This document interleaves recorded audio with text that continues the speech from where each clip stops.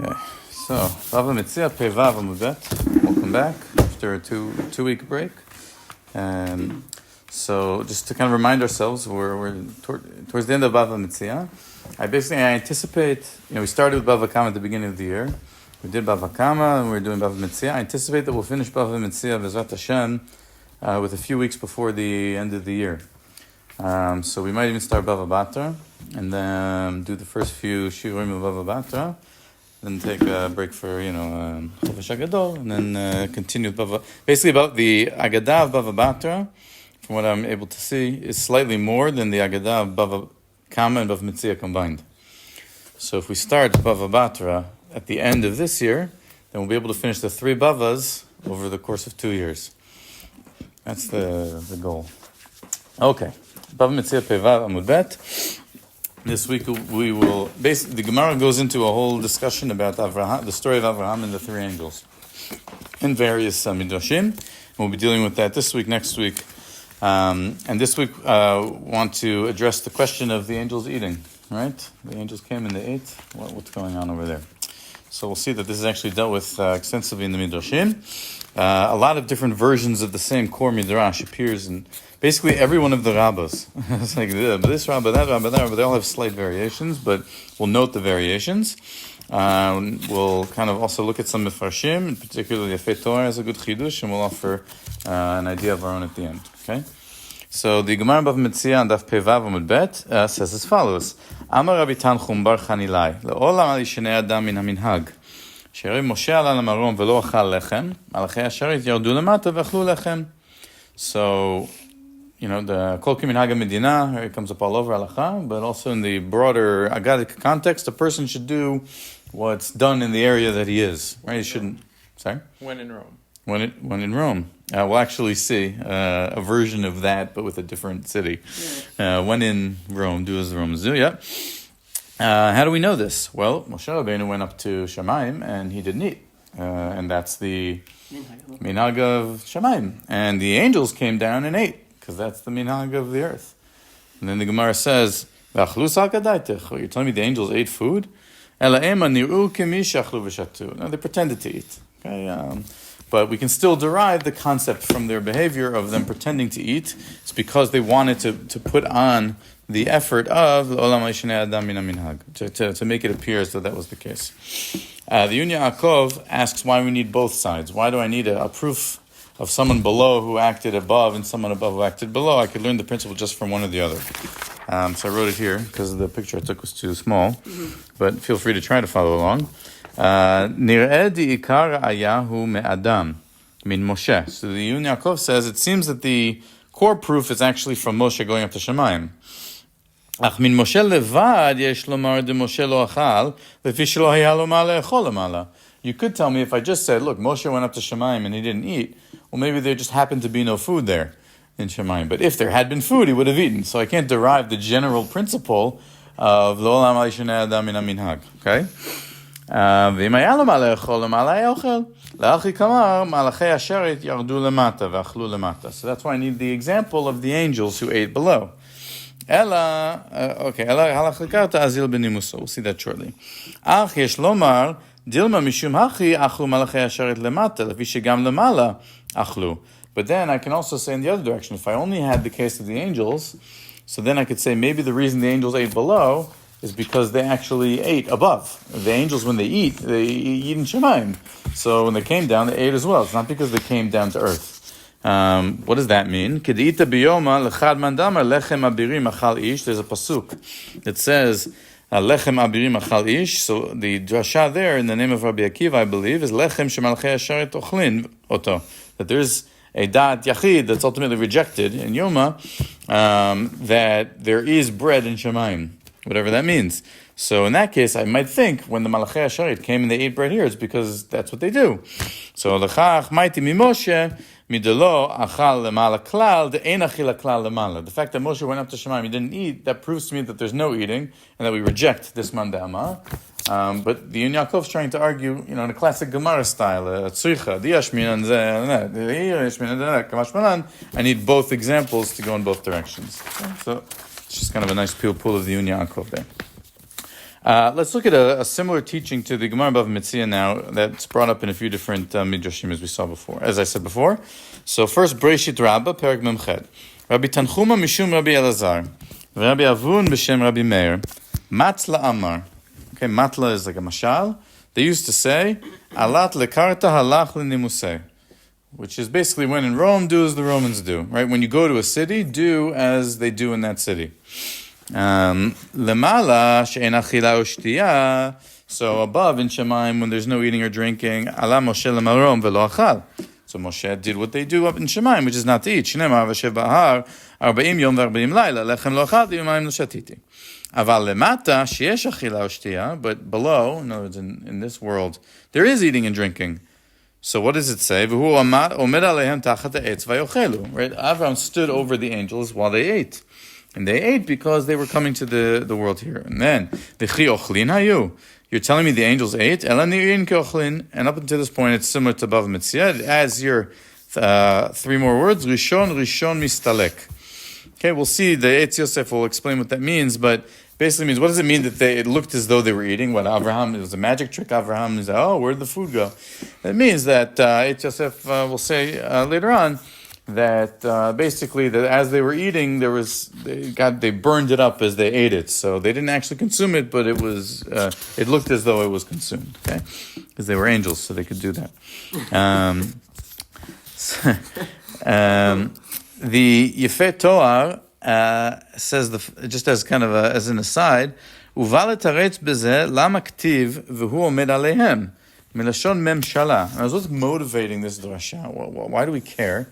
So one of the motivations, aside from teaching me this principle of lo lamali shnei adam min haminhag, is that when Avraham serves the angels, it says v'hu omed aleihem, right? He's standing over them while they ate. So v'hu omed aleihem milashon memshala, that implies that he is lording over them. Sheichnia otam l'shanot miminhagam. That v'hu omed aleihem means that he kind of, the implication, according to the Yefet Toar, is that he kind of forced them to do something that wasn't necessarily in their comfort zone, as it were. So he, which, what I think he's really saying is, Abraham, when we're out of his way, he says, please come eat with me. So he almost kind of coerced them into making it seem as though they ate, because he was so insistent on trying to do achnasat orchim. And so that's the v'omer aleihem to teach, and so that's why we're motivated to explain it in this way. That's less than though. It's not so much saying when you go somewhere to Lishanad Ali Shanad Minhag. Here they were forced to Lishanot it. Shalom. מה נשמע? It's my father-in-law Sam. Hello. What happened to Sheila? Don't know. He wasn't there. Nice to meet you. Welcome. So we're kind of in the middle, so we'll just keep going. But you can, all right. Sorry. What was someone else's question? Yeah. They say here, who omed aleihem means that the milashon memshala, she'echnia otam leshanot miminhagam. Right. But their own will was not to leshanot miminhagam. I hear what you're saying. The language of the Yefet Toar kind of would make it seem that you could l'olam mishnei domina minhag, and they were forced into that, but that's still how you should behave. But you're right. In other words, it wasn't from their. Again, that's the Yefet Toar. According just to the midrash itself, you would understand that they did it on their own. The Yefet Toar is trying to learn from v'hu omed aleihem that it was coerced, but you're right. It's a good view. Okay. In Vayikra Rabbah, it says as follows: Mihu she'asa chesed im mi shelo hayu tzrichin. So, what's an example of a person who did a kindness for someone who didn't need it? Avraham im Melachi השרת. Why? K'tiv hu omed aleihem tachat ha'etz vayochelu. Because he prepared them all of this food, and they didn't need the food because they were angels. V'chi ochlin hayu, did they eat? Amar Rabbi Yudan nir'in ke'ochlin v'shotin v'rishon mistalek.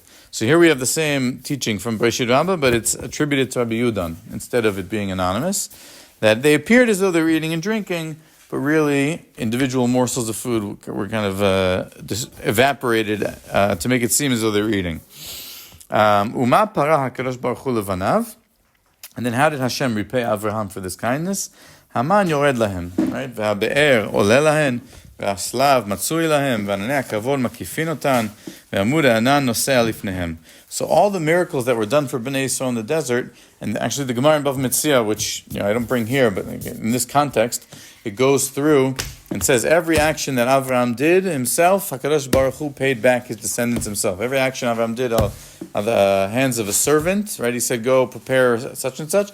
So Hashem did the hands of the servant. It goes through every miracle in the desert, that they're all because of the things that Avraham did in this story to the Malachim, that each one of them is a midah keneged midah.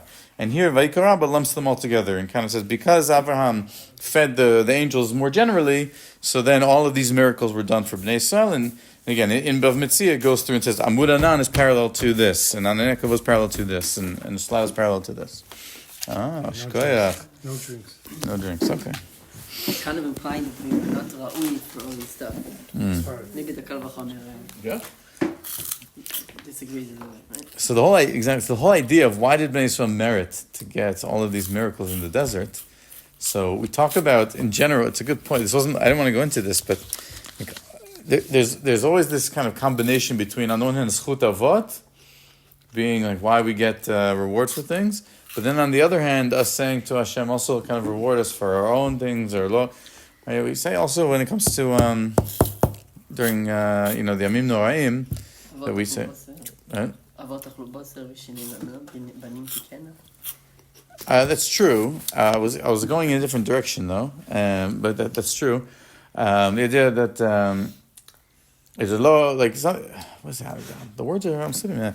Like it's a law of otenu shechatu ela'anu v'shechatanu. Right? That's like which is a way that we sin, but our avot didn't. So kind of remember their zchut on us.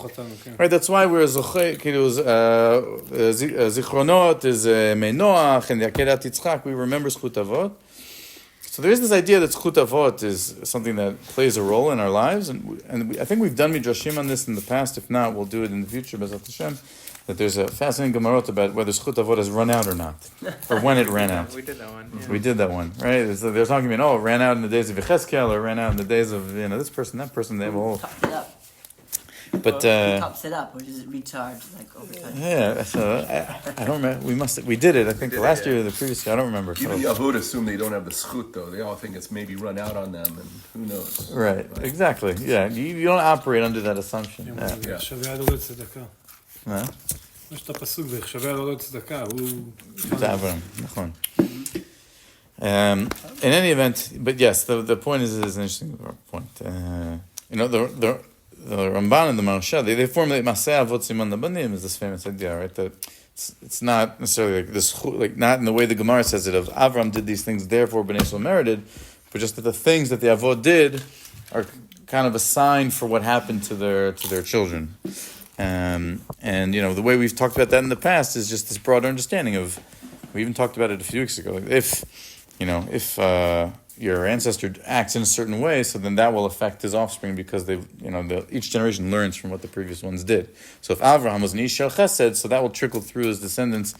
Whether in the technical sense of Hashem will reward the descendants with the man or the be'er because he fed the angels, or just he's an Ish Shel Chesed, so then people will then also give him Chesed because Mevarechecha Baruch in that type of sense.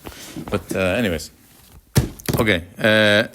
Just an interesting diuk here that I noticed, which I wanted to. Oh, we didn't finish this actually. V'arei dvarim kal v'chomer. U'ma im mi she'asa chesed, im mi she'eno tzarich lechesed par HaKadosh Baruch Hu levanav. So Avram did chesed for the angels, even though they didn't actually need it, and Hashem still rewarded his descendants with the man. So mi she'asa chesed, im mi she'tzarich al achat kama v'kama. So someone who does chesed for someone who actually needs it, how much more so will he be rewarded? Right. So this whole thing is meant to be now. We understand another motivation that isn't spelled out in Bava Metzia and the Beishit Rabbah behind this midrash is to teach me, midot tovot, about being somebody who's a gomel chesed. And what's interesting here is I would have thought a stronger kal vachomer is Avraham did chesed for the angels, even though they didn't need it, but he thought they did need it, right? Because he thought they were people who did need to eat. So you could say there's almost like there's a category, someone who does chesed for someone who needs it, Someone does chesed for someone who doesn't need it, but he thinks he does need it, which is Abraham. And there's someone who does chesed for somebody who doesn't need it, and he knows he doesn't need it, but he does chesed for him anyway. Although I guess, why would someone do that then? So, all right, never mind. That's not a good malach. I take it back. Oh, yeah. I take it back. I thought I had something there, but it's not good. Why would you do chesed for someone who doesn't need it? Okay, maybe still, even if someone doesn't need the chesed, you can still do chesed. There's the vorta, there's chasadim tovim. Right. In other words, there's good chesed, so that means there must be bad chesed. And Okay. that's the person who doesn't need it. If you do chesed for, give him a chesed, And like give doesn't- him a donkey when he's on a hike, and now he's going to have to carry the donkey all the way or something. Okay. You know, Okay, that's I the hear. example given. So you're going in the opposite direction from me. You're saying that would have been bad, actually. Okay. Actually, I've heard that idea in this context. Now you've reminded me. When Avram says, "Vakapad lechem," right, let me feed you some bread. So in the end, he prepares a whole feast. But why do they say "Vakapad lechem"? Because there's an idea that when you are gomel chesed, you should give them the person what they need and not what you want them to need. Emor me'at ve'atzer be. Also.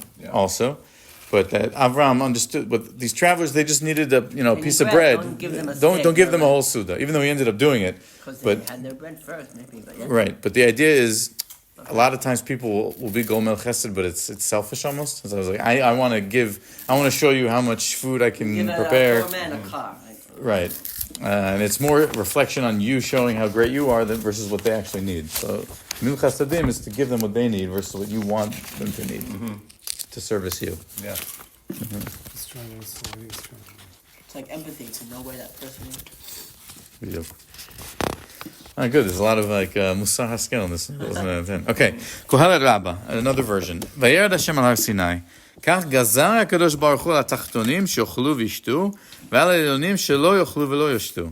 So Hashem decreed the way of the universe is that below people have to eat and drink. For whatever reason, that's how Hashem decreed it. Above, angels do not have to eat or drink. Okay? Amar Avraham ve'asa elyonim ochlim v'shotim. Avraham made the upper beings, the angels, eat and drink below. So here,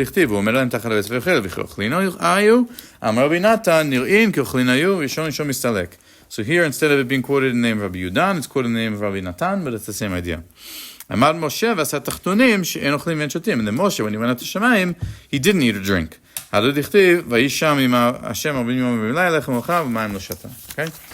Very good. If we look at Bamidbar Rabbah, on the next page, it expands the scope of this midrash somewhat. There's another example of an angel visiting somebody in Tanakh and being offered food and ostensibly eating. Shimshon. Good. Yeah, good. Manoach, אשתו. יפה מאוד, יישר כוח. Okay? במדבר רבה. הגיע ואז אמר לה לא עם היין, וכל פעם בוא תשב תאכל. אני מלאך, אני לא יכול. Right. Good. So look at what Bamidbar Rabbah says about that. Okay? כי לא ידע מנוח, כי מלאך השם הוא. Okay? The pasuk says, Manoach didn't know that it was an angel. לכך היה מזמנו לאכול. So the Midrash says, that's why I invited him for a meal. אבל אילו היה יודע שהיה מלאך, אינו אומר לו שיאכל. He wouldn't have invited him for a meal if he knew it was an angel, because angels don't eat. Right? שבקי היה שאין אכילה למעלה. Somehow, he was a baki in the Torah of angels that they don't have to eat, but he couldn't recognize one that was right in front of his face. Okay? ולמה לא הכיר בו? Why didn't he recognize the angel?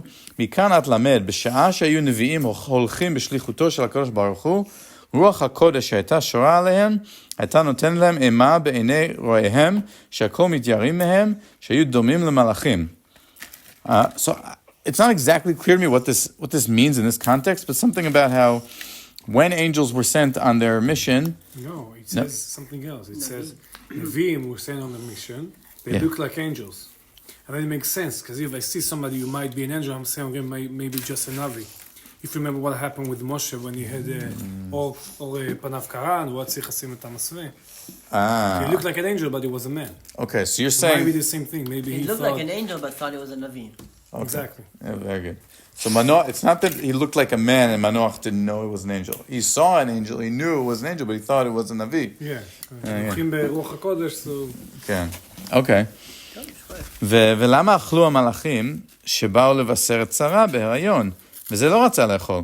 The angel by Manoach says explicitly to Manoach, I can't eat this. So why do we find the angels by Avraham, ועומד עליהם על העץ ויאכלו, that they did eat? If we know angels can't eat, as the story of Manoach proves. לפי שאותם מלאכים, כשנתראו תחילה לאברהם, כדמות עוברי דרך נתראו לו. So the angels appeared to Abraham like people, והוא הכניסם לביתו כמנהגו, והזמינם לאכול, he invited them in, והם לא רצו לבטל ממנו מנהג האכסניים. So they didn't want to cause him to lose out on the mitzvah of inviting in a guest from the road and to feed him.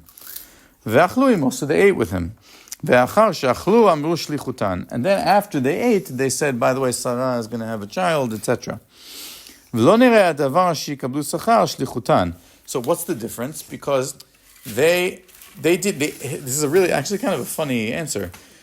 The angels didn't want it to seem that they were getting a reward for the shlichut that they were doing for HaKadosh Baruch Hu. They didn't want it to seem, oh, we're getting some side money.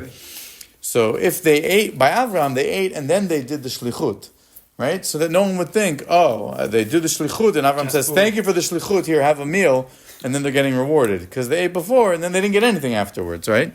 Aval zeh malach, the Midrash says, but by the malach, tchila amar shlichuto, the malach showed up and right away said to Manoach, you're going to have a kid with the and then he said, thank you so much, come eat with us, okay? ואילו היה אוכל עמו, היה נראה כאילו קיבל שכר שליחותו, לכך נמנע מלאכול. So the angel says, I can't, because he didn't want to seem that he was getting reward. So it's kind of an interesting diuk why the malach there didn't eat. But and this is the point I want to make now. What doesn't it say here? What doesn't it say here about the malachim with Abraham? Like, what is this whole diun implying? They looked like men. How come they looked like men? They looked like men. Yeah, they look like, it says the over there. Right, but more than that. What does it say? The angels by Abraham didn't want Abraham to miss out on the opportunity to feed, and there wasn't this concern about it looking as though they were getting a reward. ואכלו עמו. ואחר שאכלו אמרו שליחותן. What does that mean? They actually ate. Right, what it doesn't say.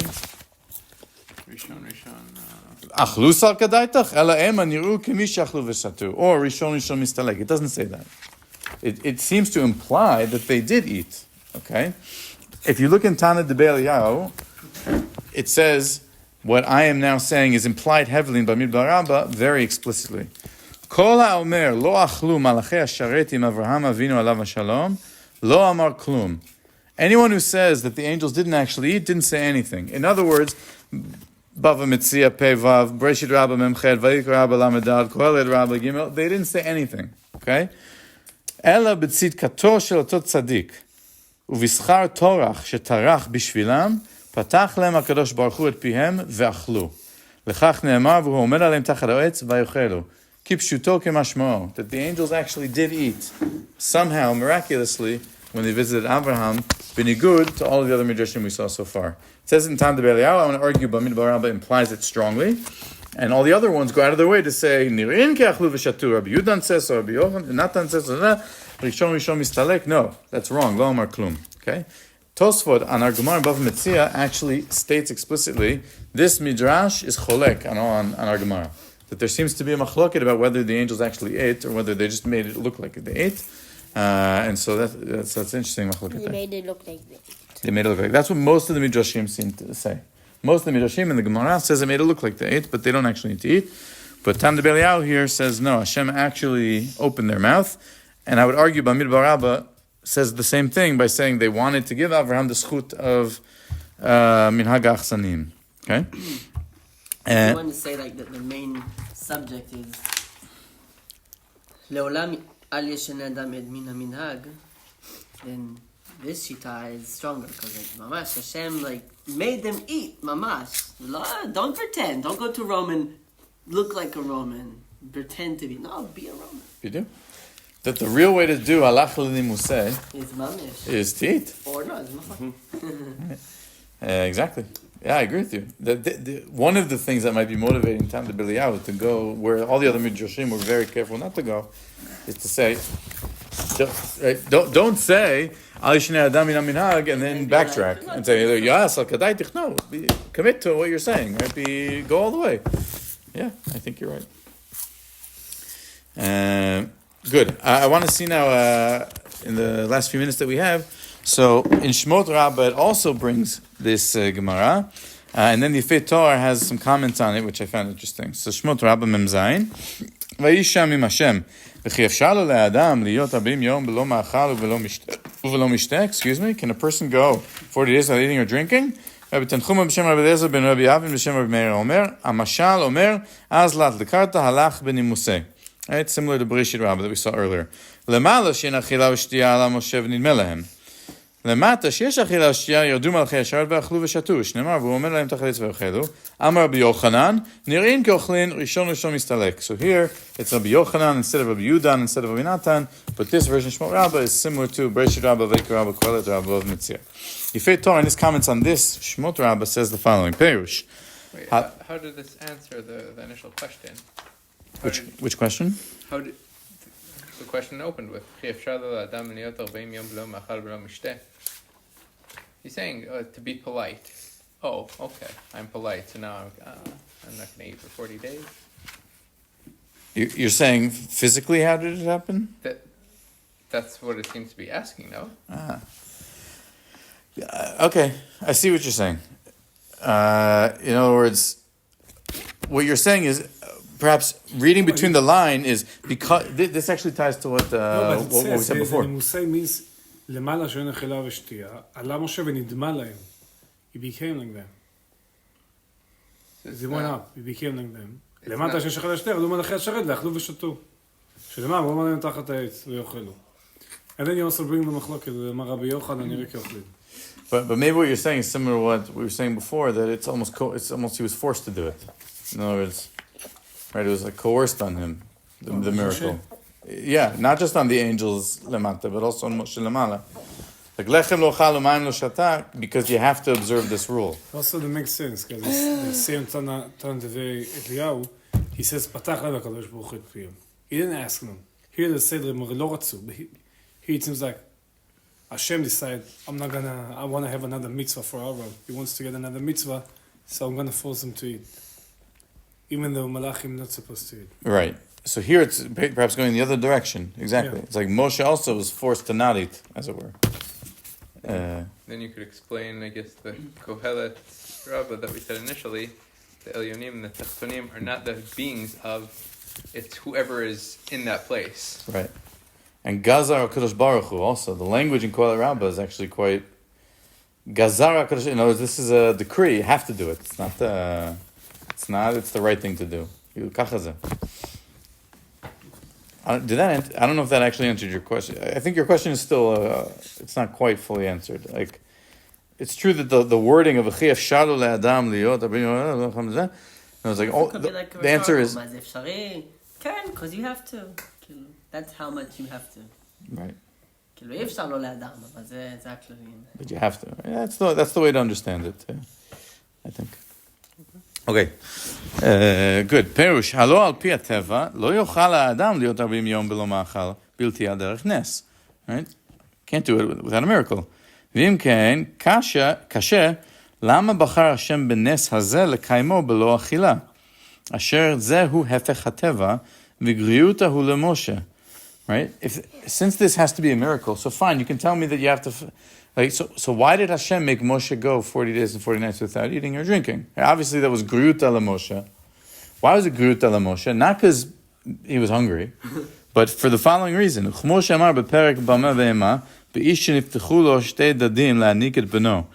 There's a story told in Shabbat, Masechet Shabbat, a man whose wife dies, he has a baby, and he can't afford, right? So... a miracle happens and he grows breasts and he breastfeeds his baby. Mm-hmm. Okay? And then I think Rav Yosef says, wow, this man must have been such a tzaddik that such a miracle happened for him. And Abai says, this man was such a nothing that Hashem had to do a miracle on his behalf. Right? That like he needed his breast to be, he needed to be able to breastfeed his baby. So we see from this, says the Yefei Torah, that someone that you don't want to get to a point where you have to do a nes for somebody, right? Mm-hmm. Things should operate al derech hateva, according to nature. So the fact that why did Hashem have to make Moshe fast? right? Surely there would have been other ways for Moshe to be up on top of Har Sinai instead of Hashem having to do a miracle, which is a bad sign for Moshe Rabbeinu. ולמה לא הכין לו הקדוש ברוך הוא שם בהר מזון ומחיה לאחיותו? Moshe comes up to Har Sinai. I want, my buffet. I want this. Have a whole feast for him up there. What are you telling me he can't eat? Got a catering. Yeah, bring holy bait, whatever. You have food for him. Why does he have to fast? That's a good one, holy bait. That's very good. Both Shekivanti. I didn't even. That was amazing. I wasn't even thinking that. Yeah. Holy Moses, maybe. Oh boy, you can go so far with this.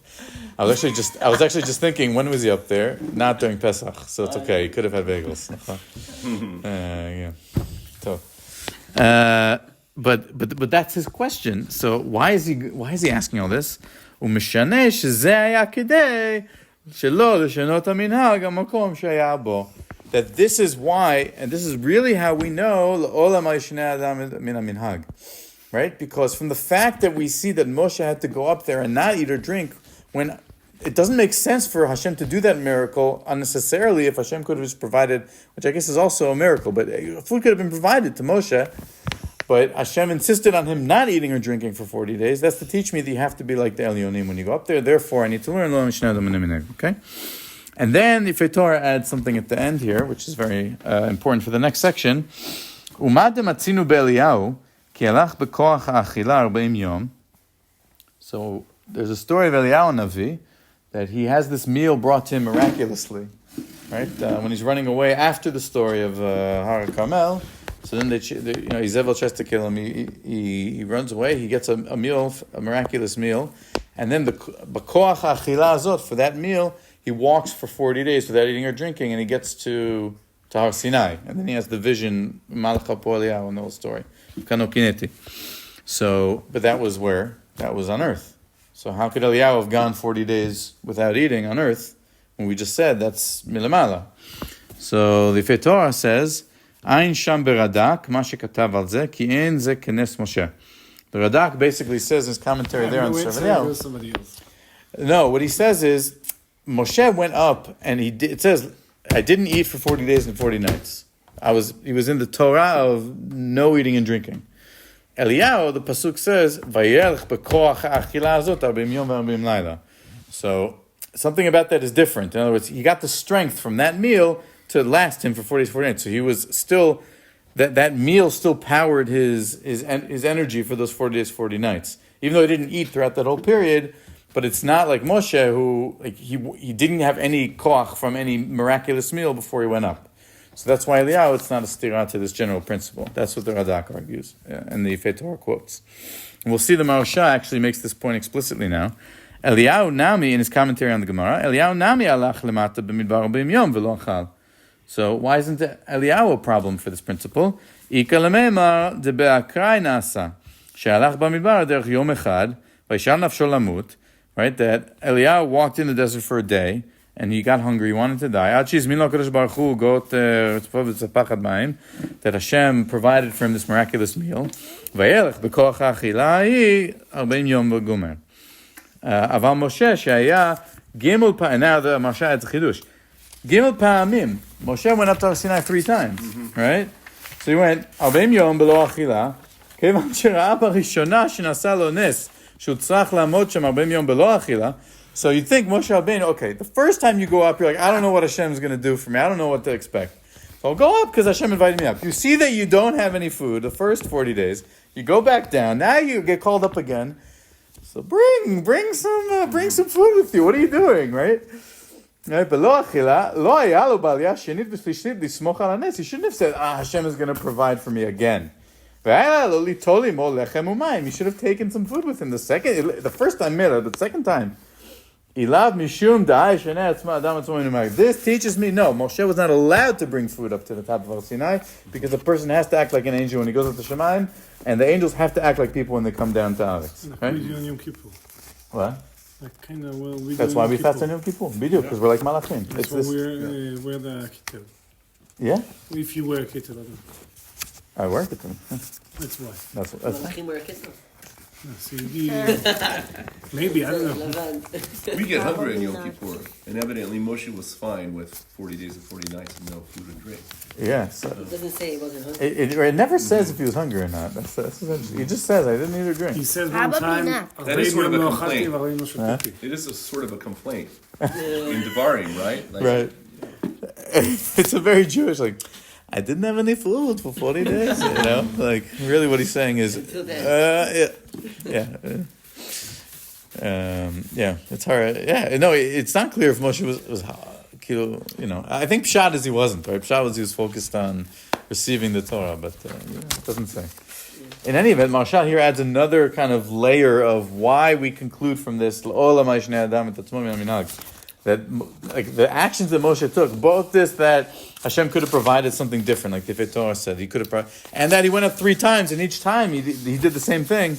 So this really teaches me this principle.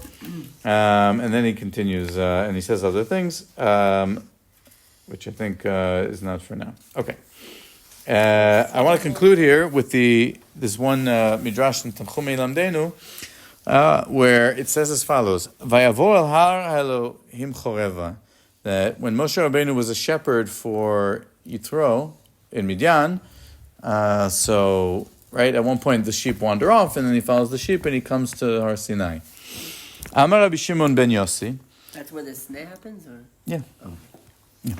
Choreva, Har Chorev. Yeah. It even says, and your sign will, at some point, right, Hashem says, your sign will be, Avduna al Har Hazeh. I don't remember the exact pasuk. Right, eventually Bnei Yisrael will come back to here. Amar Rabbi Shimon ben Yossi, Shalcha tzon'o shel Moshe 40 yom velo ta'ama klum. Kishem shalach Eliyahu zichrono livracha. Shneimar vayakom vayochal vayishter vayach b'koch ha'achila hi 40 yom ו40 לילה. So Shimon ben Yossi claims that when Moshe was following his flock to Har Sinai, that they walked for 40 days without eating anything. Similar to how Eliyahu, when he went to Har Sinai, also walked for 40 days without eating anything. So, my question is Rabbi Shimon ben Yossi contradicting the principle that we've developed? Because you have here the tzon, which is here in the world, are going 40 days without velo ta'ama klum, without eating anything. Ve'alo kach gazar HaKadosh Baruch Hu, at Tzedek Kohelot Rabbah, right? Al tachtonim she'ochlu v'yishtu. You can't just have, sheep just wandering around for 40 days without eating anything in this world. So I think the way to understand this is kind of similar to what the Torah said, right? That Eliyahu and the Marsha, right? That when Eliyahu walked b'koach ha'achila or be'im yom, so it means that there was some miraculous meal that he had that gave him the power to eat for 40 days, and it's considered the b'koach ha'achila. So even though he says v'lo ta'ama klum, which implies they didn't eat anything, and there's no, he doesn't say that Moshe's son had some miraculous meal before they wandered off, but he does draw the comparison to Eliyahu, right? And say, Eliyahu mikoach achilahi. So you can say that I have to explain that also the son had some bikoach achilahi, that they were able to walk for 40 days. And the fact that he draws the parallel to Keshem Shehalach Eliyahu, that just like I bring that answer for Eliyahu, I also can bring that answer for the son, versus needing to say that this opinion of Rabbi Shimon ben Yossi would not agree with this whole principle of L'olam Mishnei Adam Tatzmo Mina Minhag. Because if you don't say that, then what he says seems to go against this Kach Gazar HaKadosh Baruch Hu al Tachtonim she'ochlu v'yishtu v'al she'lo yochlu v'lo yishtu. Tachtonim. Thank you. Tachtonim. What the heck? Tachtonim. What does tachtonim mean? no, like not